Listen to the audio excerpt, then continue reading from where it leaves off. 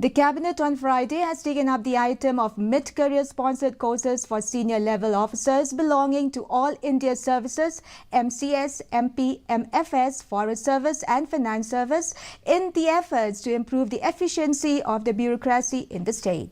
Informing about the program, Cabinet Minister Paul Lyngdoh said that the government will encourage and sensitivize the officers to continue learning by pursuing courses at various universities that offer higher degree and diploma courses.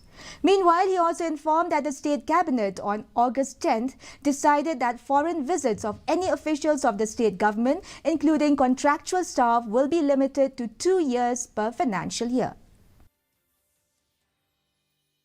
Decided to rationalize such visits, reduce their frequency to 2, and also obtain progress reports so that there is no wasteful expenditure of the public exchequer. The positive part of it is that, an officer will be in a position to understand the laws, the various acts, the various ordinances better after undertaking this course.